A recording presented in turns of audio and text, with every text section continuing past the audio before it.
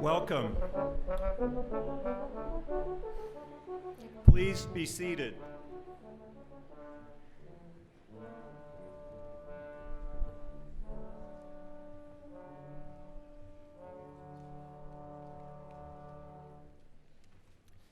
Our thanks to the IU School of Medicine Orchestra for adding to today's festivities, especially to those members who are also our medical students. Good morning, I'm Jay Hess, Vice President for University Clinical Affairs and Dean of the Indiana University School of Medicine. On behalf of our faculty and staff, I want to welcome all of you, our students, families, friends, and invited guests, to the commencement ceremony for the class of 2016 and offer our heartfelt congratulations. When I was a medical student, a mysterious illness was rapidly spreading through the population, which affected primarily gay patients and intravenous drug users. In 1982, the Centers for Disease Control named this wasting disease, which resulted from infection from the human immunodeficiency virus, AIDS. There was no effective treatment, there was no vaccine, and the disease invariably progressed to death.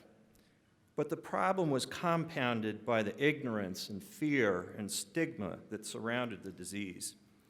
And as students and later as residents, we worked with large numbers of these patients, aware of the risks, but most importantly, moved by the magnitude of their suffering. Indiana was not immune to the AIDS epidemic. One of the most famous AIDS patients was Ryan White, a teenager from Kokomo who became infected with HIV as a result of his treatment for hemophilia in the 1980s. And after many parents and teachers petitioned, Ryan was banned from attending his middle school despite the evidence that HIV was not spread by casual contact. Most of his paper route customers canceled their subscriptions. And after a court order allowed him to return to school, he had few friends. He was required to eat alone using plastic utensils. He had to use separate bathrooms, and he couldn't participate in gym class.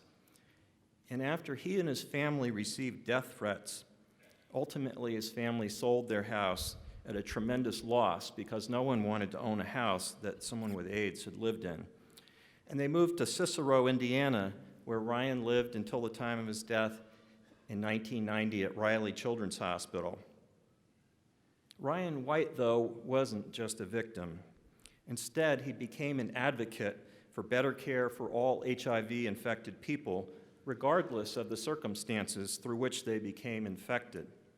And he was joined in his fight by an unlikely group of champions, including his physician, Riley faculty member Dr. Martin Kleiman, President George Bush, Senator Edward Kennedy, Michael Jackson, Elton John, and countless others.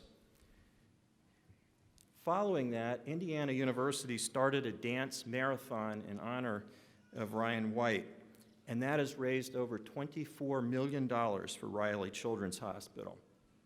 In 1990, Congress passed the Ryan White Act, which has provided over $2 billion of care annually for patients with HIV infection who could not otherwise afford care. And after a large infusion of dollars in research, a highly effective therapy for HIV was developed in the 1990s. However, in sub-Saharan Africa, an estimated 23 million people were infected with HIV, and they lacked access to antiviral therapy. And without that therapy, all of them would die. Although the prevailing thought was that it was just too expensive and difficult to treat patients in Africa, IU School of Medicine faculty members, Drs. Joe Mamlin and Bob Eintertz, partnered with the Kenyan government, the Moi University and Moi Teaching Hospital, and other American universities to begin to combat AIDS in Kenya through formation of the AMPATH program. Today, over 200,000 people have been treated for HIV infection and countless other lives saved through preventative measures in Kenya. And the original focus on HIV is broadened by necessity to combat other diseases, malnutrition, and economic hardships. This AMPATH consortium has helped create a larger healthcare delivery system that provides care for over 3.5 million people in western Kenya, eastern Uganda, and southern Sudan. So class of 2016, we face many challenges in healthcare: health disparities, access problems, mental illness, addiction, suicide, obesity, and many chronic diseases, and new challenges are arising all the time. We're going to be depending on you as future leaders to address them. The lives of people here in Indiana and increasingly around the world will be in your hands. You need to be their champions, particularly for those who are discriminated against and who are the most underserved, and those whose voices aren't part of the political conversation. Not just by providing care, but through fighting ignorance and fear and stigma, educating legislators, working with the community, advocating for policies that promote health, and using creativity to solve problems and create a better future.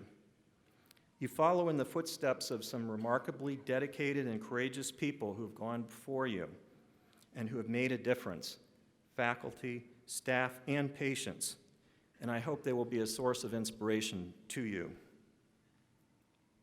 At the gate of the Indiana University compound in Eldoret, Kenya, where our faculty work on the front lines of the battle against AIDS, there's a Kenyan guard named Michael Ongayo, and he's seen firsthand the lives that have been saved by IU physicians working in his country. And though he recently lost his daughter to cervical cancer, he still greets every person he sees warmly with a big smile as they head out to the hospitals and clinics, saying, "Bless you, and bless the work of your hands. Bless you, and bless the work of your hands." On behalf of the entire IU School of Medicine, congratulations. We will be following you and the work of your hands with great interest and great pride. Congratulations.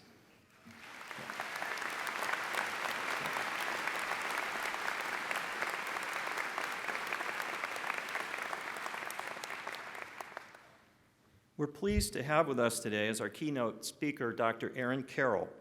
Dr. Carroll is Professor of Pediatrics and Associate Dean for Research Mentoring at Indiana School of Medicine.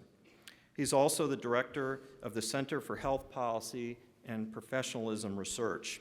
He received a bachelor's degree in chemistry from Amherst College and an MD from the University of Pennsylvania School of Medicine, and later a Master of Science in Health Services Administration from the University of Washington, where he was also a Robert Wood Johnson Fellow. Dr. Carroll's research focuses on the study of information technology to improve pediatric care and areas of health policy, including physician malpractice, the pharmaceutical industry, the doctor-physician relationship, and healthcare financing reform. He's the co-author of several books that have helped debunk commonly held myths about human health and empowered patients with becoming more comfortable about asking their physicians questions so that they become more engaged in their own health care. He is a regular contributor to the New York Times. He has also written for CNN.com, Bloomberg News, the Journal of the American Medical Association Forum, the Wall Street Journal. He's appeared on Good Morning America, CBS Evening News, ABC News Now, and the Colbert Report. And he's a regular guest on Stand Up with Pete Dominick, which airs on Sirius XM Radio. And Dr. Carroll also hosts a popular YouTube channel called Healthcare Triage, where he talks about health research and health policy. Please join me in welcoming Dr. Aaron Carroll.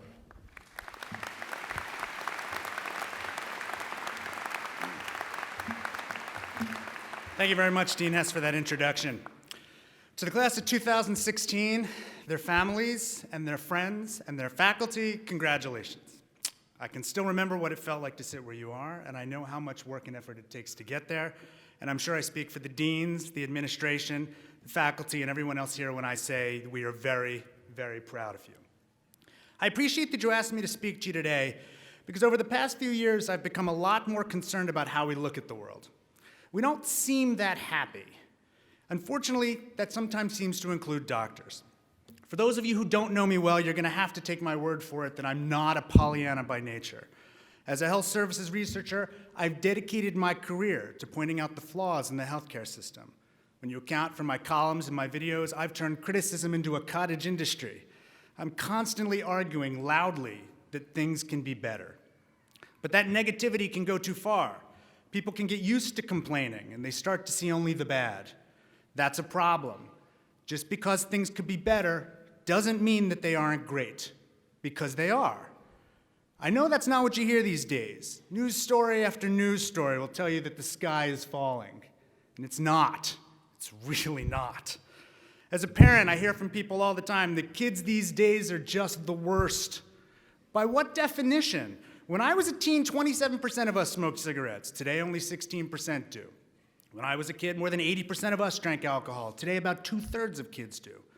I know that people say technology and the internet have destroyed adolescents' innocence. But according to what metrics? The teen birth rate in the United States is at an all-time low. All-time. Teen abortion rate is at an all-time low. Less than half of what it was in the 1970s and about 1/3 of what it was in its peak in 1998. Even the teen pregnancy rate is at an all-time low, about half its peak in 1990. Everyone complains about how unsafe they feel, but that fear is irrational. The rate of violent crime in the United States is at an all-time low since the FBI began tracking it. Murder, rape, all-time low. Robbery, risk of aggravated assault, car theft, property crime, every single one of them is at an all-time low in the United States. Things are better in health, too. Infant mortality is at an all-time low. Some of your parents or your grandparents may fondly remember the 1960s, but a baby was more than 4 times as likely to die then. Moms were more than 3 times as likely to die in childbirth then, too. Life expectancy at almost 79 years is the longest it's ever been in the United States. You're less likely today to die of cancer, diabetes, respiratory disease, asthma, influenza, COPD than ever in history. Things are great, but not if you talk to doctors. Too many seem so unhappy these days, and if you read any of the op-eds written by physicians, I'm amazed that anyone would want to go into medicine anymore. Malpractice is in a crisis. Regulations are at an all-time high. Guidelines in evidence-based medicine are removing all the art from practice. Reimbursements are too low. Doctors have no time to spend with patients. Hospital administrators don't care about what we do. Residents don't work hard enough, and neither do new doctors. Or, my personal favorite, it's getting hard to get by on a doctor's salary these days. These complaints are not all without merit, and they seem to be affecting morale. Between 2011 and 2014, the number of physicians reporting at least one symptom of burnout increased from 46% to 54%. The percentage that say they're satisfied with their work-life balance has dropped from 49% to 41%. These changes are worse than those we see in other professions. As physicians, we're in a strange place. We see the worst in the world. We often go looking for it, but we have to be careful not to let that taint our worldview of how things really are. Just because things could be better doesn't mean they aren't great. I had the privilege of meeting with some of your classmates about a month ago to talk about this address, and I was struck by their unabashed excitement for what lies ahead. They were so engaged with being a doctor, with doing good in the world, with helping others. That's not what I always see and hear from colleagues across the country these days. Some of them claim that being a doctor is terrible. They can't wait to get out. They say they're retiring early because everything is ruined. My dad, who is retired, was a general and thoracic surgeon who was triple boarded in critical care and ran a trauma unit. He never, ever tired of telling me, and this was back in the 80s and early 90s, how the good old days of medicine were over. Decades later, the claims of my father seem to have found new life, or perhaps they never went away. It doesn't matter. My father was wrong. Then and now, being a doctor is an amazing, wonderful opportunity and privilege. You all know that. But something happens between where you are now and where you will be. Something takes your seemingly eternal optimism, that excitement we all see in your eyes, and diminishes it. We need to fix that. Recognize that we're privileged. We have control over our lives. Take advantage of that and make good choices. I have 3 suggestions on how to do that. Change how you treat residents, change how you treat yourselves, and change how you care for patients, because things can be better. When one of my best friends was interviewing for residency, he came back from interview and told me how the doctors there had bragged that the divorce rate among their residents was greater than 100% because some residents managed to divorce twice. They were proud of this. I was horrified. Now, the story may have been apocryphal then, and I'm sure it's even more so now, but it points to an important truth. Some physicians equate suffering with commitment and believe that residency must be grueling and difficult. Residency programs are fond of talking about golden weekends, and you realize that's propaganda, right? You know what a golden weekend is, the rest of the world? They call it a weekend. It's Saturday and Sunday off. That is not golden. It's not pewter even. It's a weekend. But they'll get you so indoctrinated that you'll start to think that you should be bending over backwards to thank them for a weekend. They'll get you thinking that 80 hours of work is somehow being lazy. They'll get you thinking that if you take the time to read for pleasure or go see a movie or go on a date, that it somehow means you don't care enough. Residency programs have a way of indoctrinating us into believing that misery is somehow noble. That is not the case. 80 hours of work is a lot. You'll get plenty of experience. There's no research I know that shows that since residency programs shifted to what we now call humane work hours, that education has suffered. What we should care about is whether residents are less well-trained and skilled when they come out of residency now than before. And I've heard plenty of anecdotes from my colleagues to support this notion, but I've seen no good data to prove it. Without good data, it feels like the usual griping each generation seems to have about being the last great one.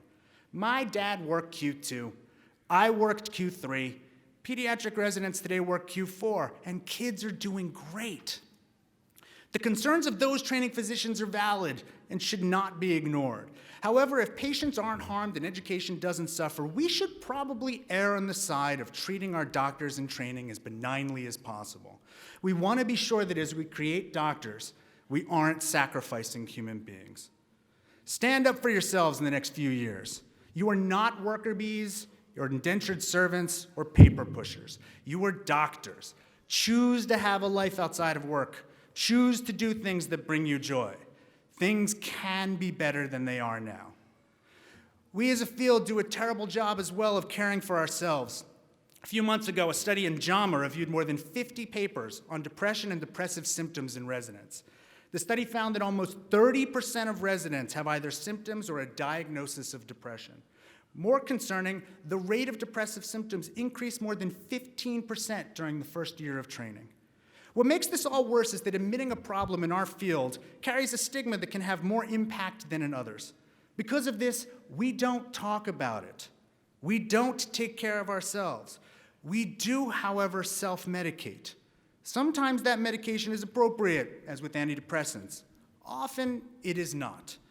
A 2012 study in JAMA Surgery found that more than 15% of members of the American College of Surgeons had a score on a screening test consistent with alcohol abuse or dependence. Among female surgeons, the prevalence was more than 25%. Those who were depressed were significantly more likely to abuse or be dependent on alcohol. Unfortunately, depression and substance abuse can lead to further problems, including suicide. In studies, more than 6% of surgeons reported suicidal thoughts in the last year, yet only 1/4 of them sought help of any kind. Most who didn't feared that it would affect their ability to obtain a license, even though they were also worried about killing themselves. The problem is even worse among medical trainees. About 6% have reported suicide ideation in just the previous 2 weeks. Those with a history of depression were almost 4 times as likely to report recent suicidal thoughts as those without. Physicians are in a unique position of having to care for others continuously. Don't forget that you need to take care of yourselves too. Be on the lookout for concerning signs and symptoms. Friends and family, take care of the doctors in your life too. Things can be better than they are now. Choose to find happiness in your work too.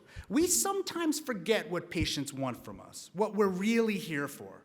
Given the rapid pace of how medical technology has been developing, it's hard to get doctors today to understand how different medicine looks now than it did in the recent past. Less than 100 years ago, hospitals weren't places people went to get better. They were places people went to die. We didn't have much in the way of therapies. Doctors didn't offer cures. They offered comfort and assistance. Antibiotics, which we totally take for granted, didn't really start appearing until about World War II. CAT scanners only showed up in the 70s, MRIs in the 80s. Laparoscopic surgery didn't show up until the 90s. But today, cardiac surgery is humdrum.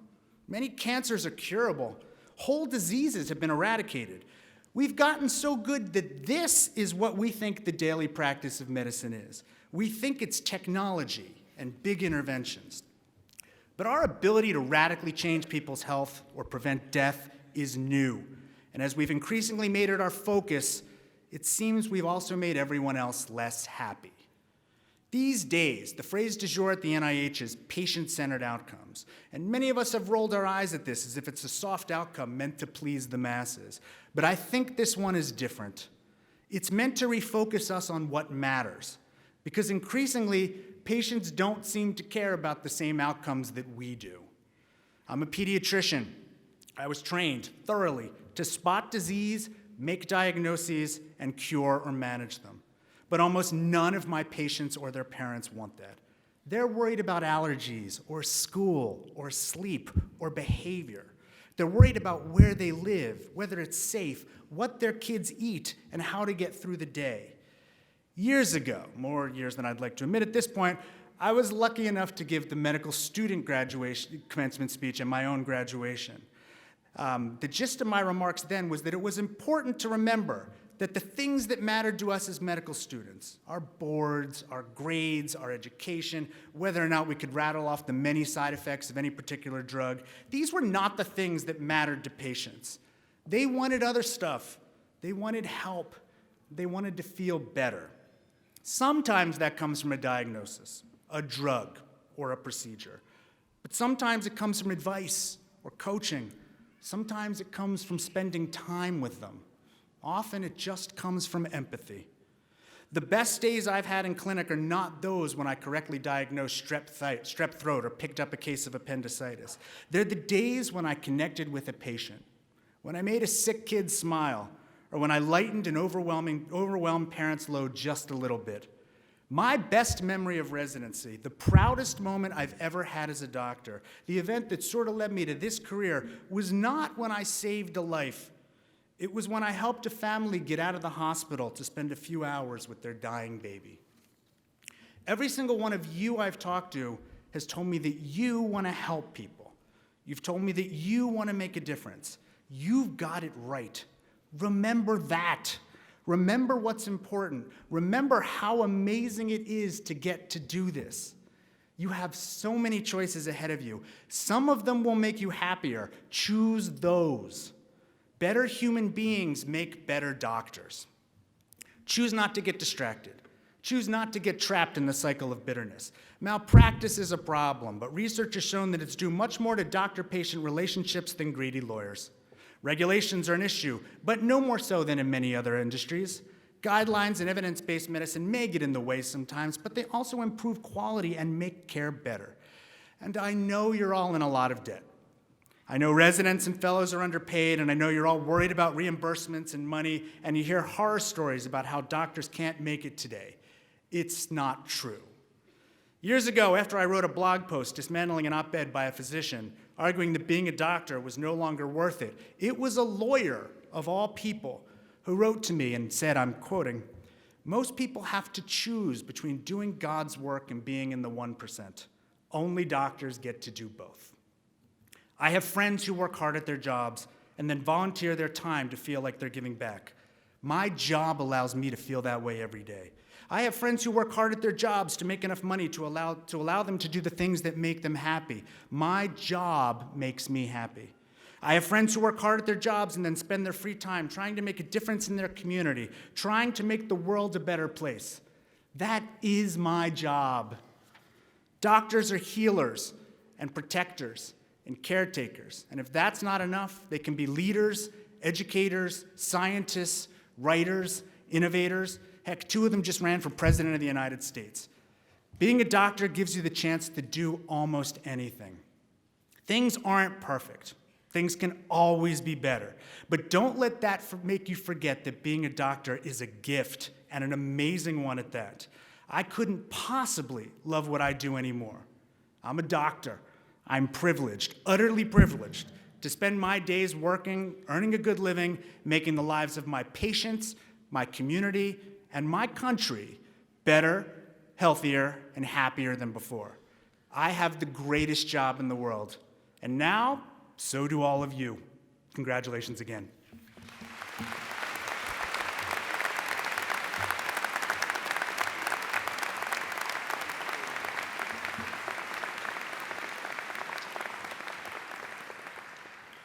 Thank you, Dr. Carroll. I would now like to invite Dr. Peter Nalen, our Executive Associate Dean of Educational Affairs, to the podium. Dr. Nalen will introduce the members of our faculty who have joined us today and will assist us with conferring degrees on our graduates.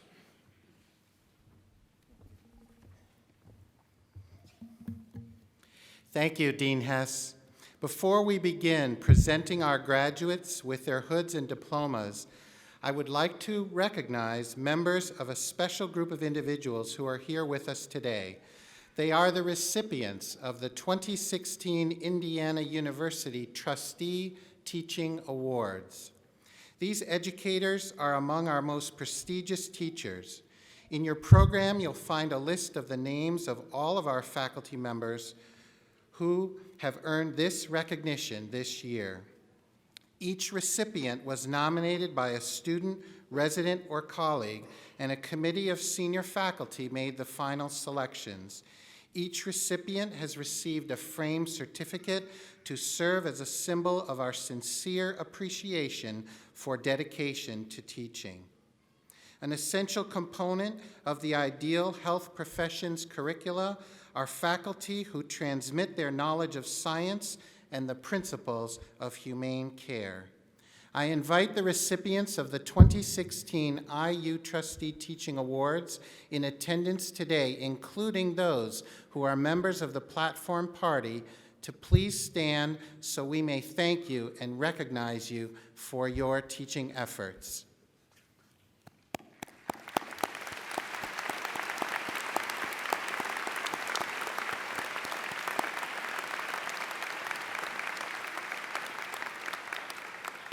Congratulations and thank you for all you do. I would like to call attention to another group of individuals. These are graduates of the Indiana University School of Medicine who will be serving our country as commissioned officers in the armed forces. We held a commissioning ceremony last evening, and I would like to commend these graduates for their commitment to both the practice of medicine as well as service to our country. Would you please remain standing as a group as I call your name? Emmanuel Aquez, John Mayo, Mark Now, Dawn Federanic, Andres Piscoya, Jessica Coulter, Matthew Hannon, Jeffrey Pites, Alex Michael Clem, Nathan Alexander James. If the audience would please join me in thanking these doctors for their service.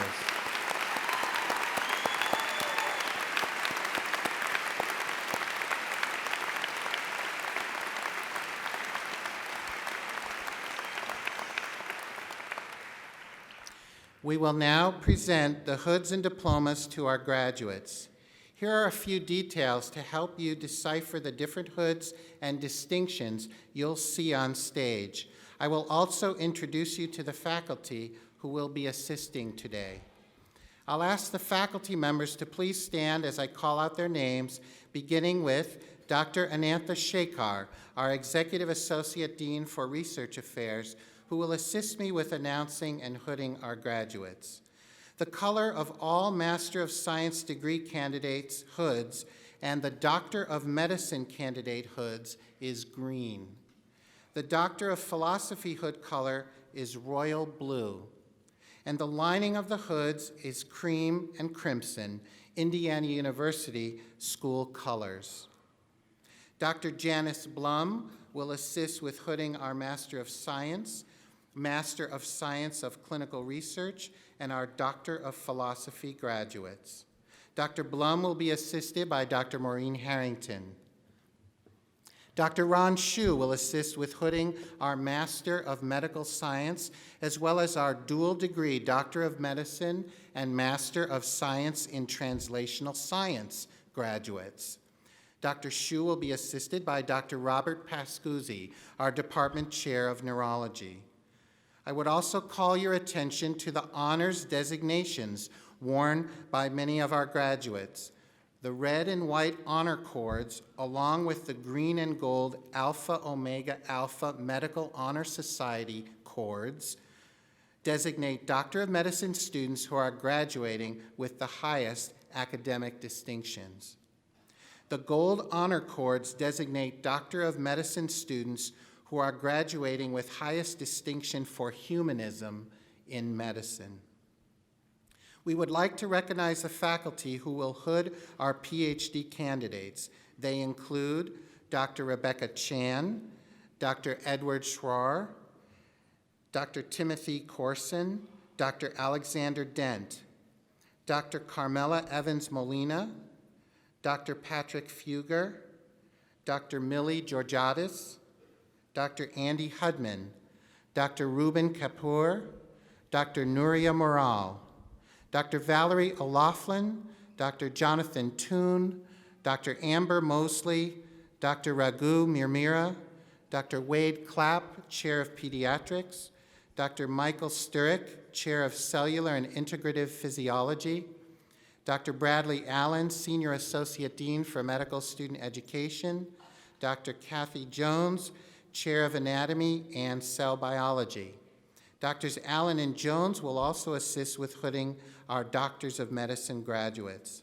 The following faculty members will hood our Doctor of Medicine candidates: Dr. Patricia Treadwell, Dr. Lou Cantor, the Chair of Ophthalmology, Dr. Nancy Butler, Dr. Stephen Gerber, Dr. Marion Couch, Chair of Otolaryngology, Dr. Gary Dunnington, Chair of Surgery, Dr. Richard Gunderman, Dr. Sarah Tiemann, Dr. Mitch Harris, Dr. Graham Carlos, and Dr. Javier Sevilla. Tara Hobson-Prater and Dr. Abigail Clems and Dr. Antoine Haywood will assist with handing the diplomas. We are fortunate to have faculty marshals assisting our graduates this morning. They are Head Marshal and Executive Vice Dean, Dr. Stephen Bodwick, Head Marshal, Dr. Alan Ladd, Dr. Anne-Marie Nelson, Dr. Darren Bishop, Center Director, Muncie, Dr. Carl Marford, Dr. Peter Young, Center Director, Terre Haute, Dr. Pat Bankston, Center Director, Northwest Gary. Assisting us at the podium will be Dr. Marty Reeser.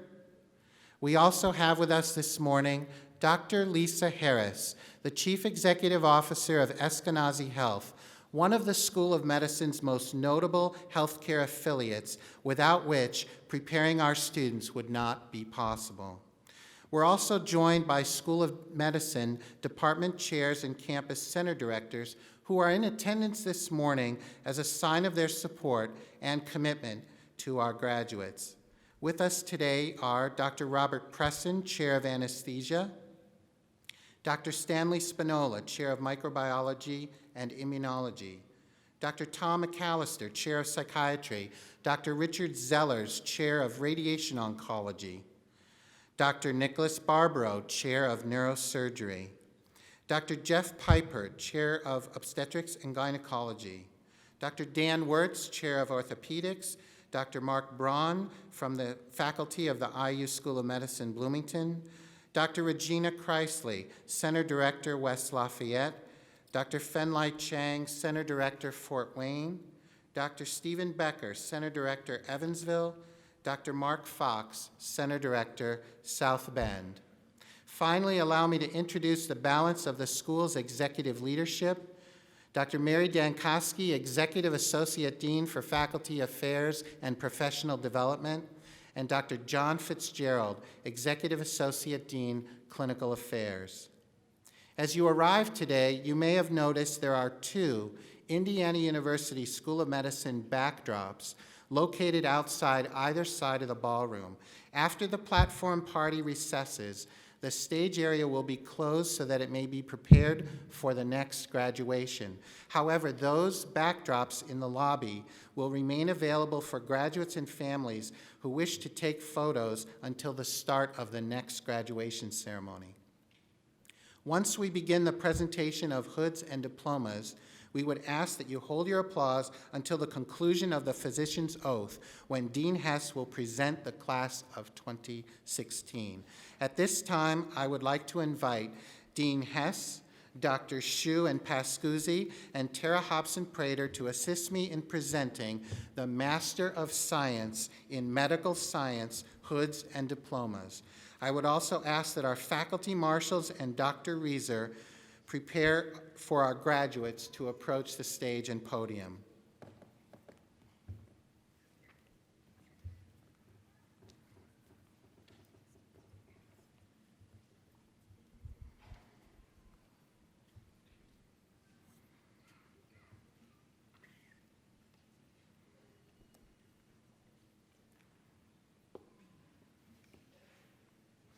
Master of Science in Medical Science.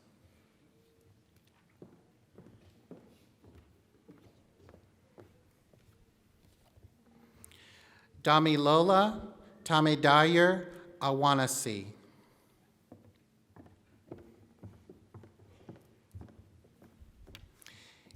Innocent Bariningo.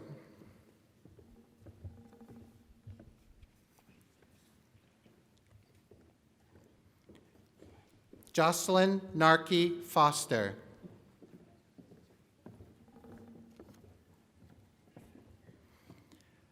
Tavana Denise Johnson. Christina Janelle Lee. Stephanie Nicole Williams. Carla Bultman.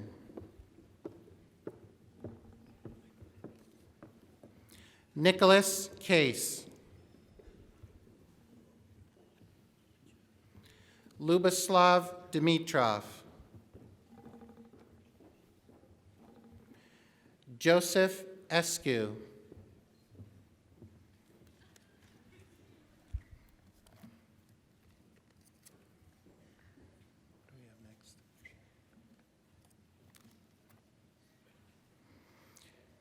This concludes our Master of Science in Medical Science graduates. We'll continue with presentation of hoods of Master of Science. I would ask Dr. Chekar to the podium and Dr. Blum and Harrington to assist with the hooding of our graduates.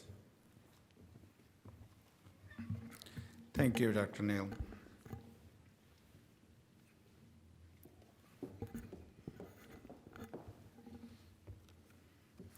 Emily Fleming.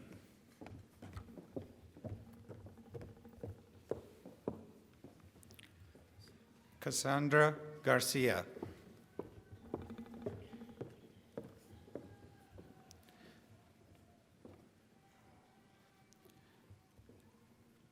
Shelby Geyer.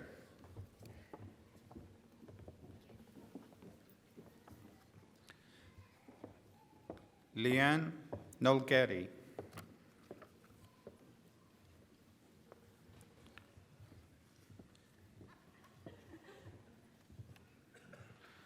Shelley Guntrad.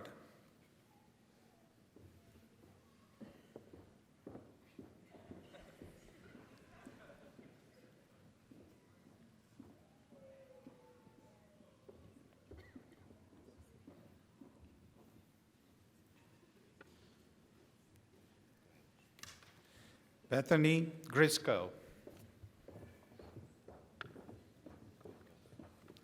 Jessica Matheson. Luke Momper.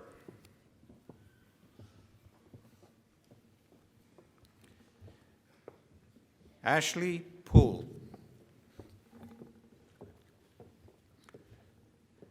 Kaylin Robertson.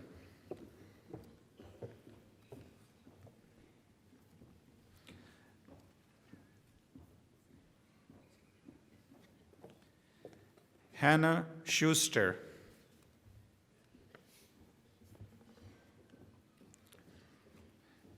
Rima Tumia. Garnett Williams.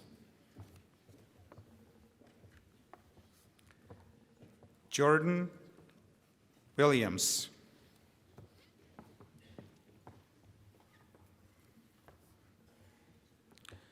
Mohammed Al-Zarani.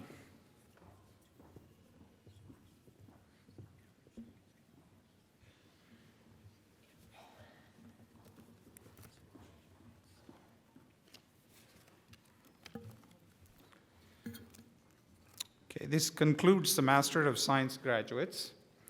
We will continue with the presentation of hoods and diplomas for our Master of Science of Clinical Research.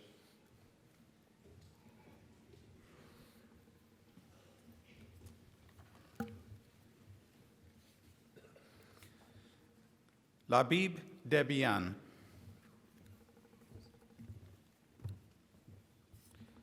Mohammed Saeed Malaz.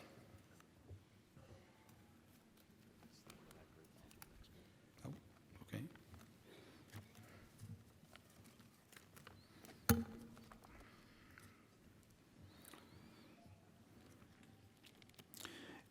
Now we'll begin hooding our Doctor of Philosophy graduates.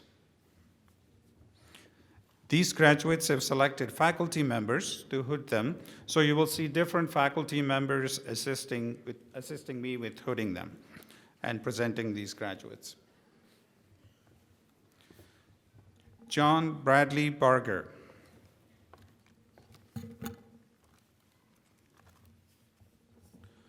Halesha Basavarajappa.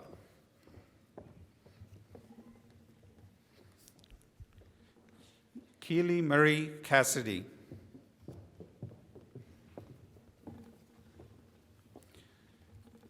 Arthi Chawla.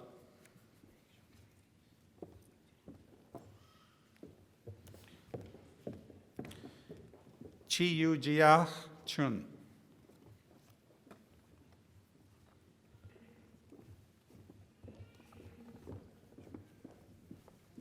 Tamika Collins.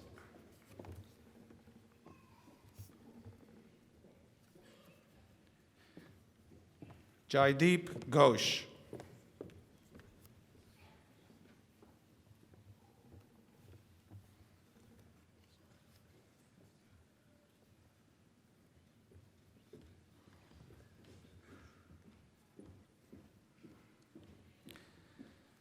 Gerald Hunter.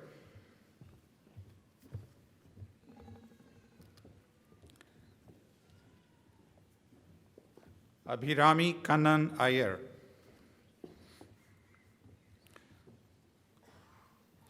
Victoria Gideon Aman.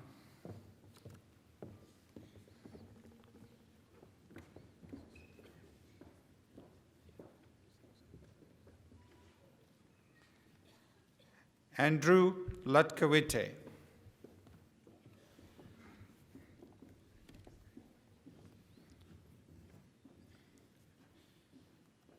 Jillian Noblet.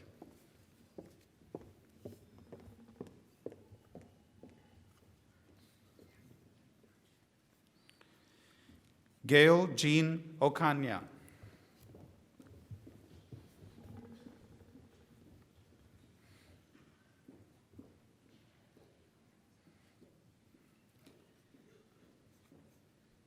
Jesus Alejandro Ocaña.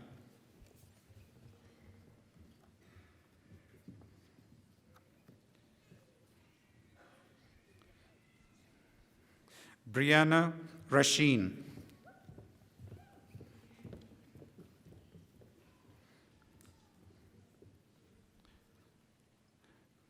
Stacy Deneen Rodenbeck.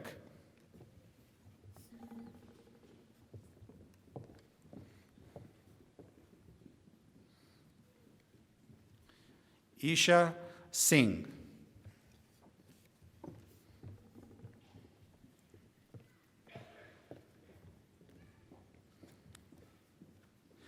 Rania Suleiman.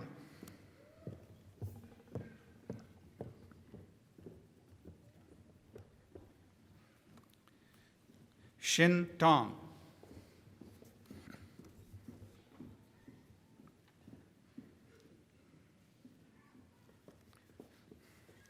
Ragadipti Tunduguru.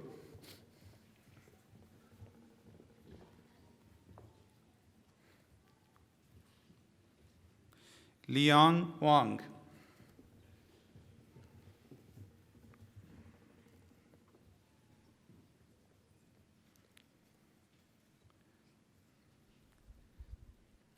Lin Lin Shu.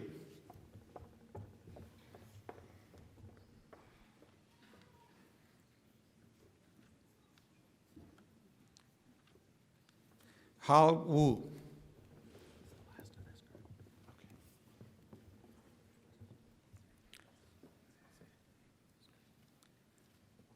Heng Zhao.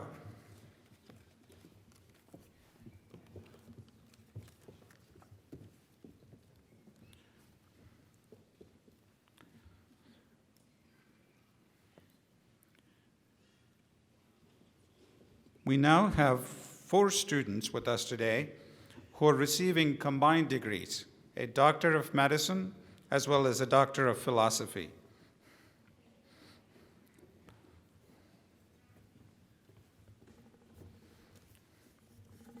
So first I would ask Dr. Maureen Harrington to join me so we can honor the first of these students, Brandon Downing.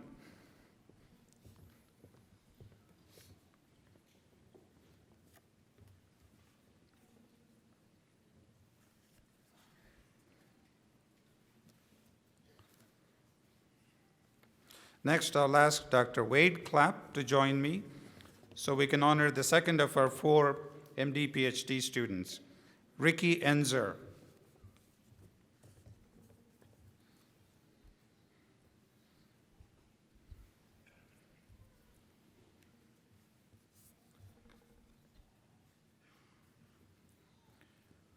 Would Dr. Carmela Evans Molina please join us so we may honor Justin Johnson for his accomplishments.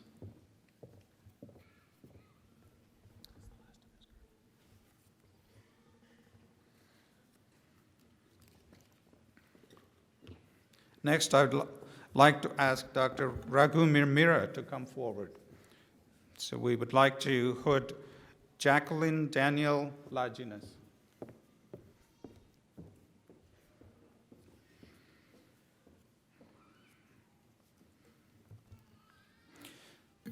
This concludes our Doctor of Philosophy graduates, as well as our combined MD PhD students.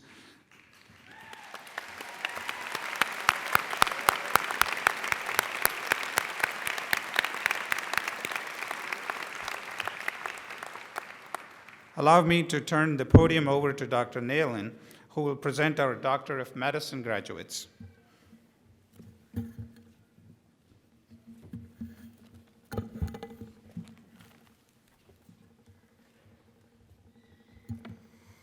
Thank you, Dr. Shekar.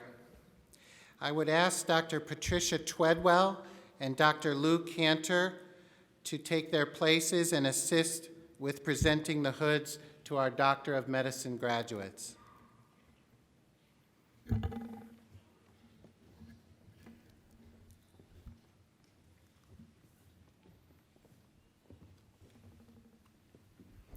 Faisal Abdullah.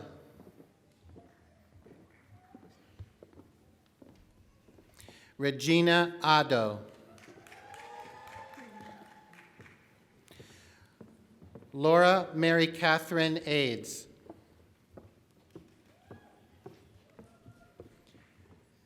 Jonathan Samuel Ashleman.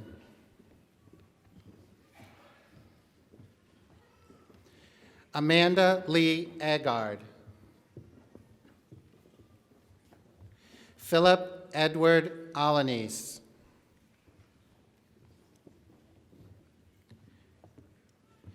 Alexander Alavanya.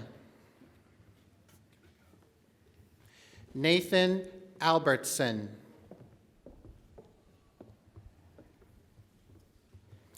Azmina Ulibai.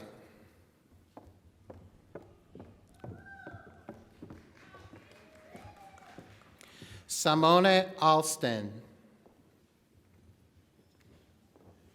Marcus Alvarez. Kevin Carter Andres.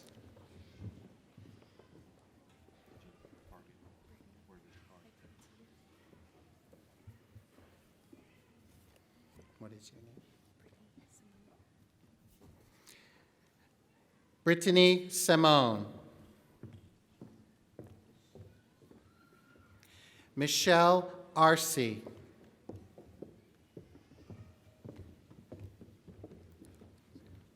Mackenzie Bonder Ostjen. John Aversa.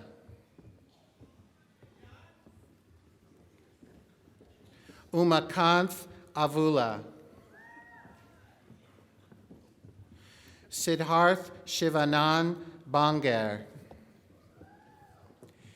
Mary Beth Barnett.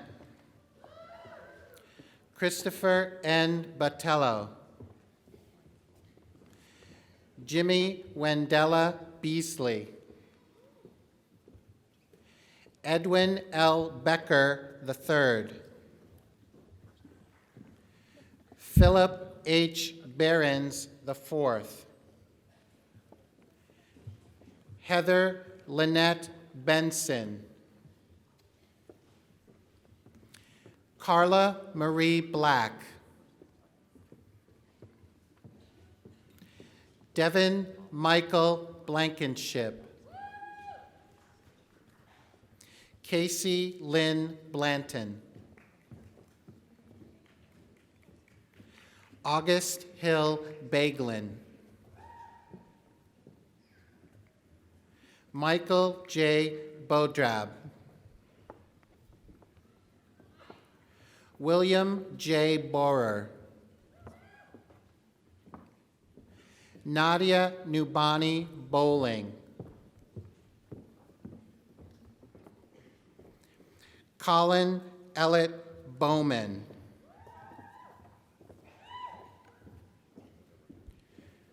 Courtney Elizabeth Brimmer.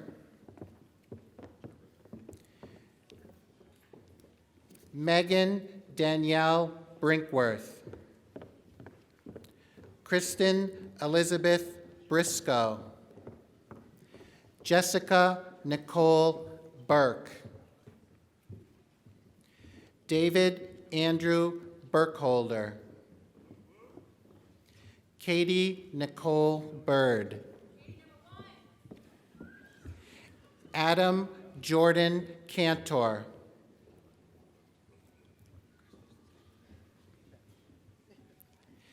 Daniel Paul Capes. Joseph Luke Carr. Robert Anthony Cassidy. Michael Christopher Catlin. Blair Chance. Defong Chen. Richard Alexander Chang. Arifin Chowdhury. David Kroback.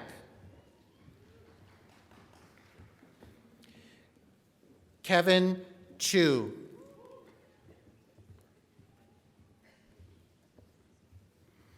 At this time, Dr. Treadwell and Cantor will return to their seats, and I invite Dr. Butler and Dr. Gerber to take their place.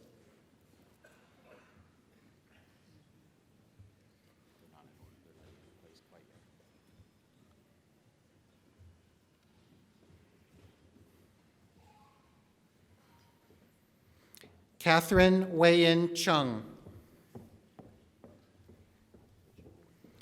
Cheng Han Chung. Nathan Clark.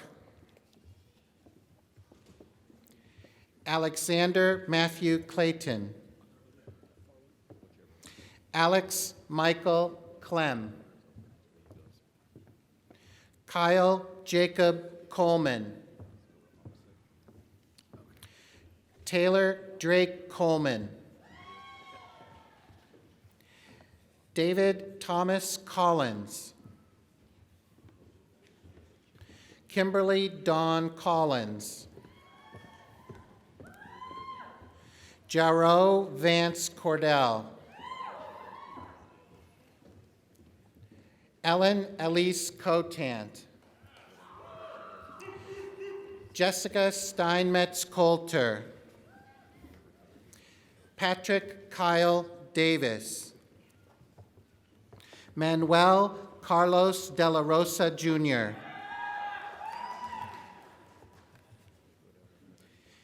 Nathan Leshe Delafield.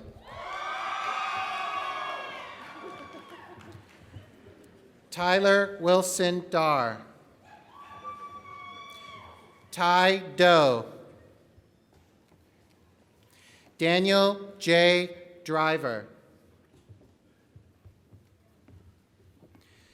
Alexandra Jane Edwards.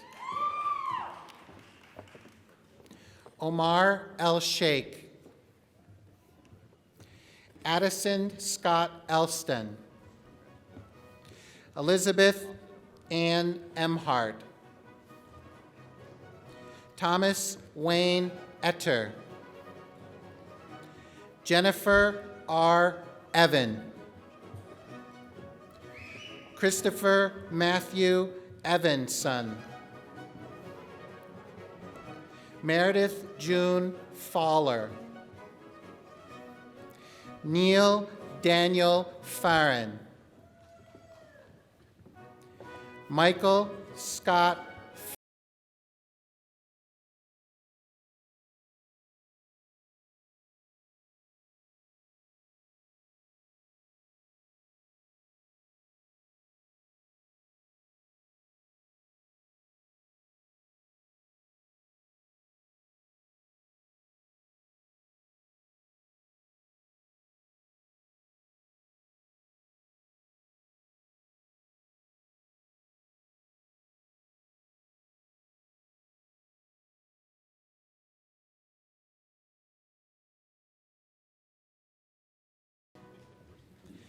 Tara Marina Fleming.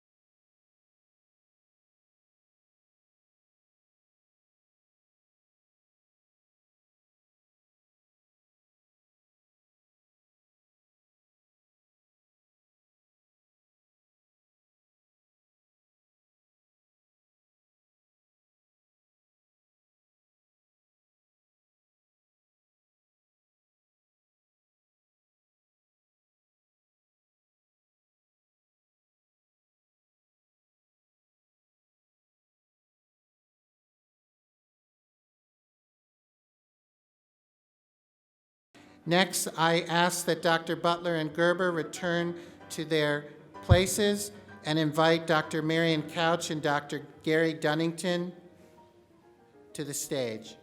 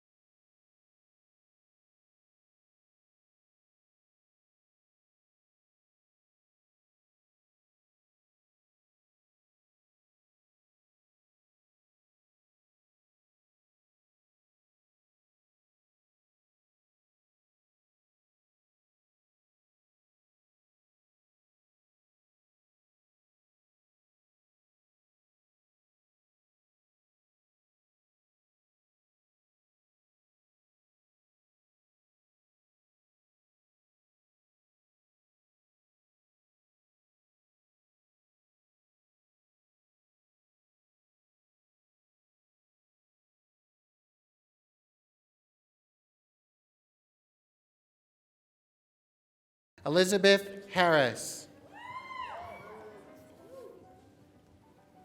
Joel Hart.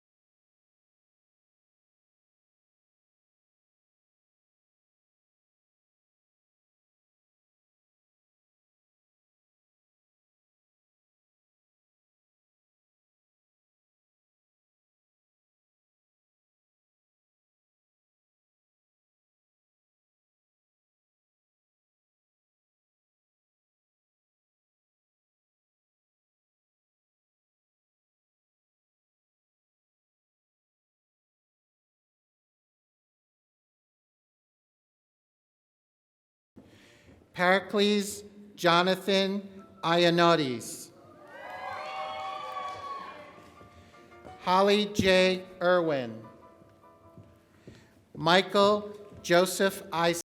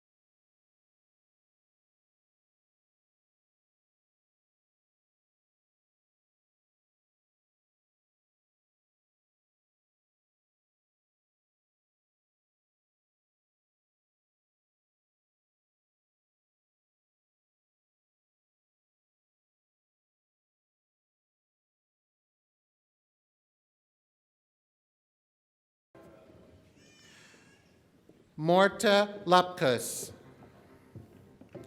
Catherine Ann Lasher. Dana Latour.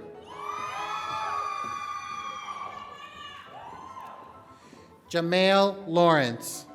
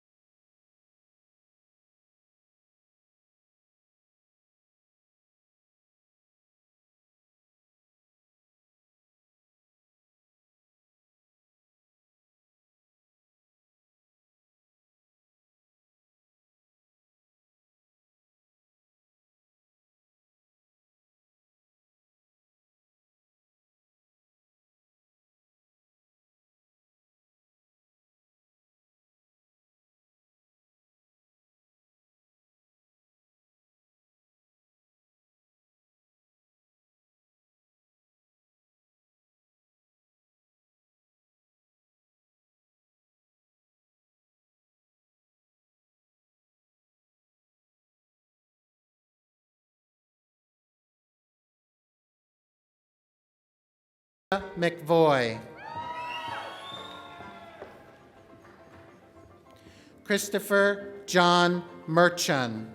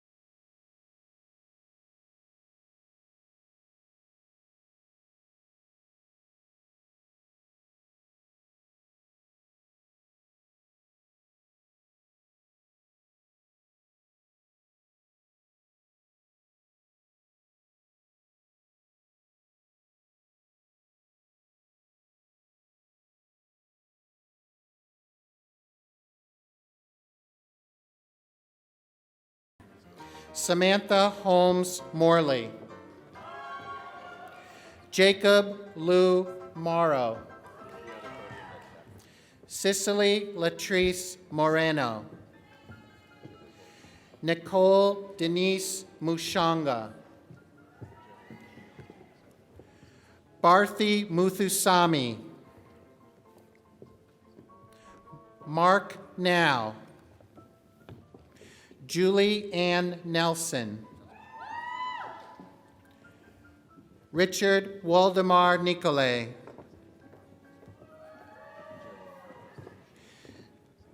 Lee Nieto. Christine Megan Nix. Kevin Francis O'Connor. Pamela Kulagu O'Day.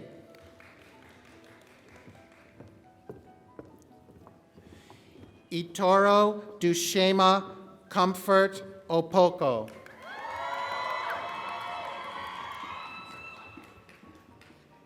Jendai Olabisi.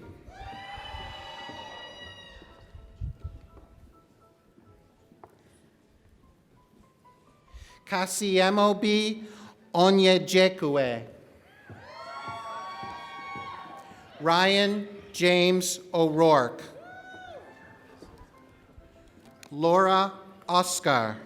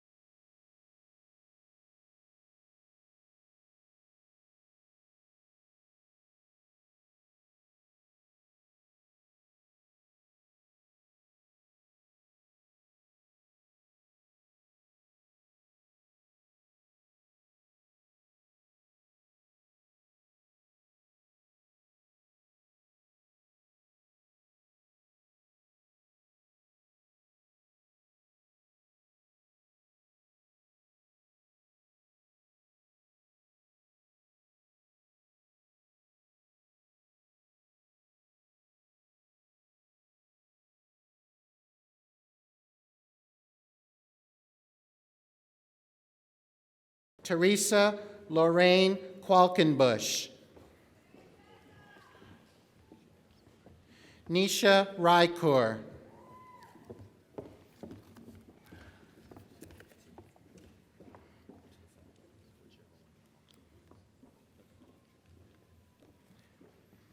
Next to the risers are Dr. Allen and Dr. Schroer.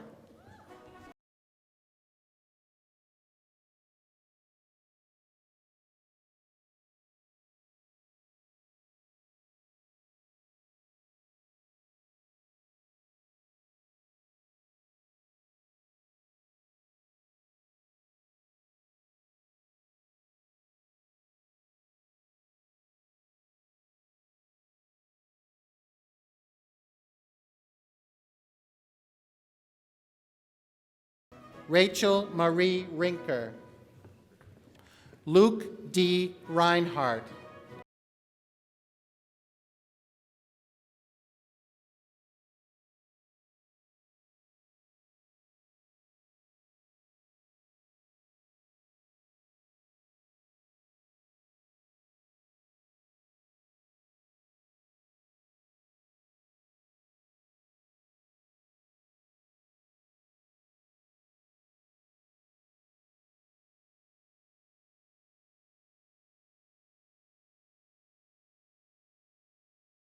Christina Nicole Salazar. William Alexander Scales. Eric J. Schaefer. Patrick Schaefer.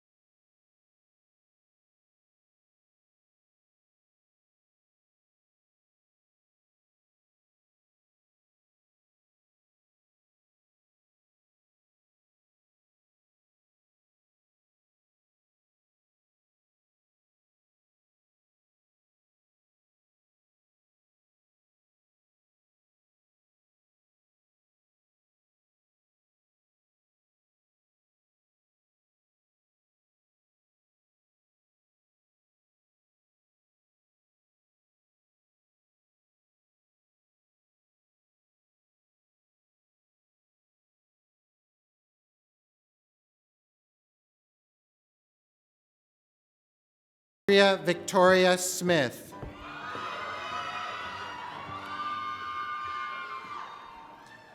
Dean Carlton Snyder. Douglas John Snyder. Rebecca Ann Sorber. Margaret Marie.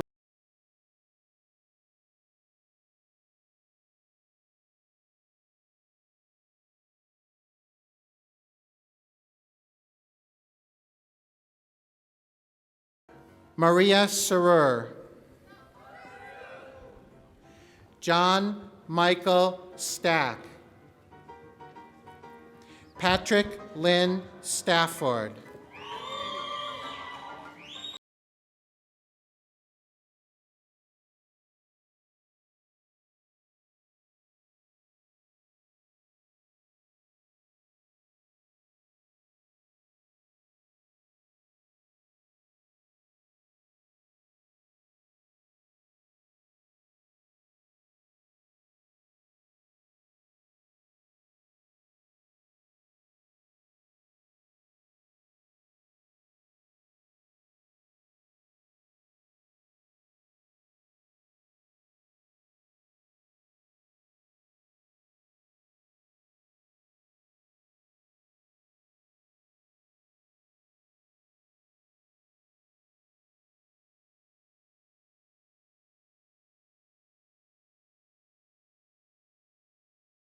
Rothman.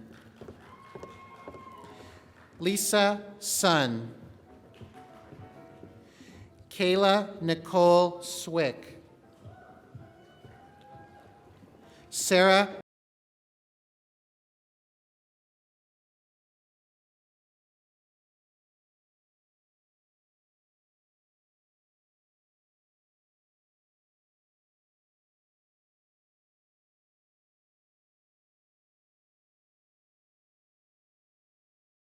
An Trong. Karen Elizabeth Trevino.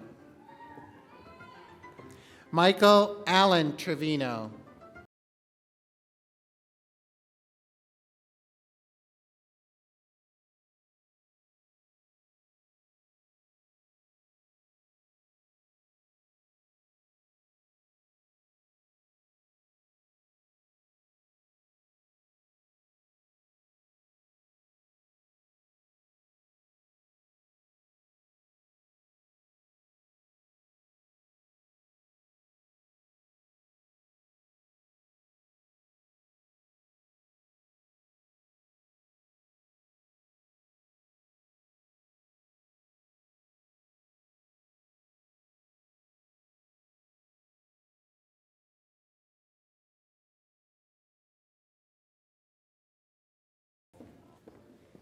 Sugat Wagle.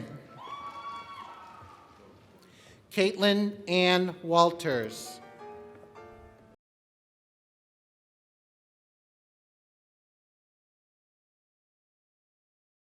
Lei Watanabe. Erica Lane Weil. Andrew Jordan West. Edward James Westfall. Evan Brian Westrick.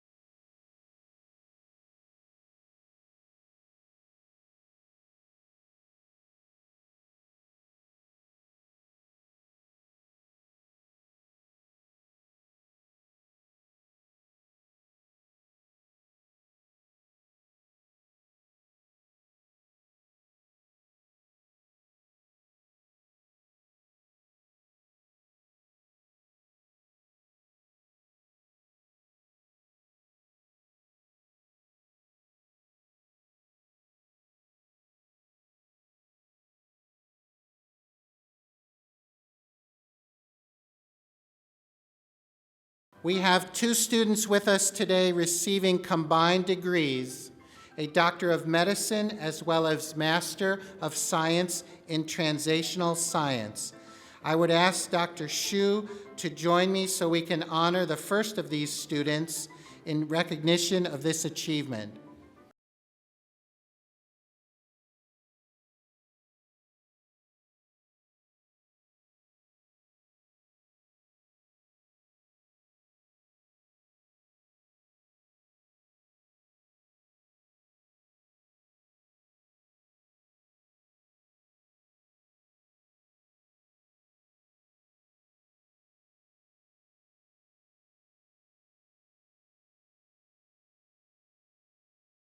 This concludes our Doctor of Medicine and our combined Doctor of Medicine and Master of Science in Translational Science graduates, and allow me to turn the podium over to Dean Hess.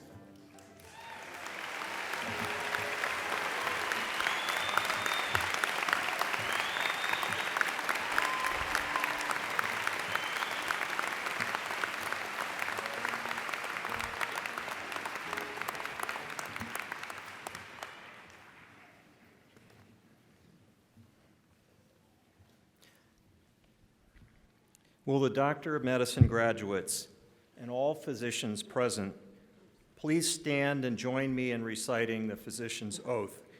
The oath is printed on the back of your program on page 20.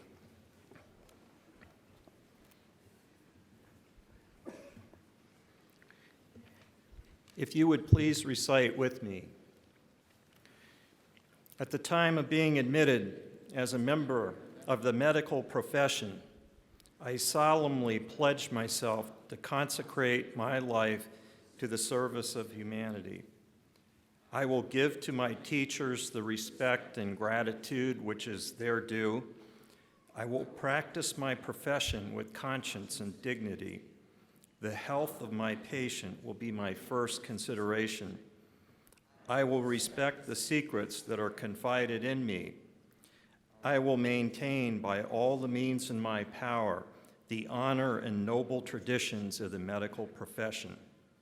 My colleagues will be my sisters and brothers. I will not permit consideration of religion, nationality, race, age, gender, sexual orientation, disabilities, party politics, or social standing to intervene between my duty and my patient. I will maintain the utmost respect for human life, even under threat. I will not use my medical knowledge contrary to the laws of humanity.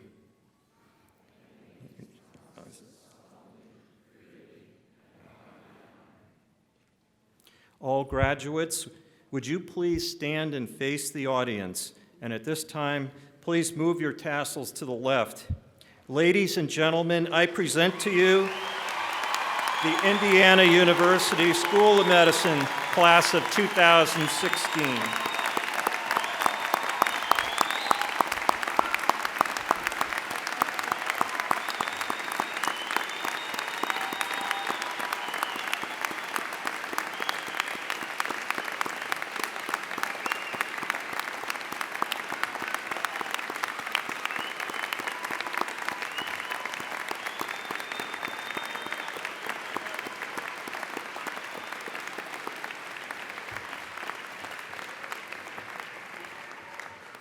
If everyone will please rise for the faculty to recess. Dr. Bodgewick, would you please lead the platform party out, after which our faculty marshals will dismiss the students.